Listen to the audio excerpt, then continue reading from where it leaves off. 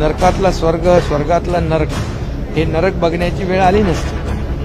त्यामुळे बाळासाहेबांचे विचार ज्यांनी सोडले त्यांनाच अशा प्रकारचं हे सगळं बघण्याची वेळ आलेली आहे की उठसूट मोदीजी आणि अमित भाई यांच्यावर टीका करण्याचं जे काही काम लोक करतायत त्यामुळे त्यांचं पाप झाकलं जाणार नाही, कारण त्यांनी पाप केलेलं आहे.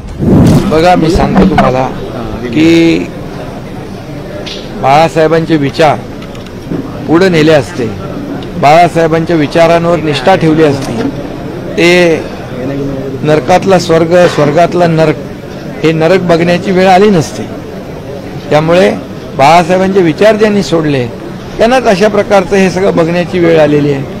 आणि म्हणून ज्यांनी बाळासाहेबांच्या विचाराशी बेईमानी केली, ज्यांनी काँग्रेसबरोबर घरोबा केला, ज्यांनी शिवसेना काँग्रेसच्या दावणीला बांधली, धनुष्यबाण दावणीला बांधला, त्याच्यातून आम्ही एक जो काही बाळासाहेबांचा विचार पुढे नेण्याचा आम्ही प्रयत्न करतोय, तो प्रयत्न लोकांनी ॲक्सेप्ट केलेला आहे, लोकांनी स्वीकारलेला आहे. आणि म्हणूनच या ठिकाणी आम्हाला विधानसभेमध्ये भरघोस असे यश मिळालं. जनतेच्या न्यायालयामध्ये शिक्कामोर्तब झालेलं आहे, कामावर आणि विकासावर शिक्कामोर्तब केले. त्यामुळे मी एवढंच सांगेन की उठसूट मोदीजी आणि अमित भाई यांच्यावर टीका करण्याचं जे काही काम लोक करतायत त्यामुळे त्यांचं पाप झाकलं जाणार नाही, कारण त्यांनी पाप केलेलं आहे. बाळासाहेबांच्या विचाराच्या विरुद्ध जाऊन काँग्रेसची हातमिळवणी करून सत्ता मिळवण्याचं काम केलंय. आणि त्यामुळे किती त्यांनी मोदीजींवर, अमित भाईंवर किती आरोप केले, किती काही केलं तरी सुद्धा देशातली जनता आता मोदीजींच्या मागं आहे. पाकिस्तानला जशाच तसा धडा शिकवण्याचं काम कोणी केलं? आतापर्यंत 26/11 इथे हल्ला झाला, बॉम्बस्फोट झाले, तेव्हा त्या राज्यकर्त्यांनी कधी तोंडातून शब्दही नाही काढला. आपल्या सैनिकांची मुंडकी छापटून पाकिस्तानमध्ये घेऊन गेले आतंकवादी. पुलवामाचा हल्ला झाला, पण एकमेव प्रधानमंत्री जो बाप होता है, उन्होंने दिखा दिया है पाकिस्तान को कि हमारे से अगर पंगा लोगे तो आपकी ये हालत करेंगे. आणि आपण काय केलंय?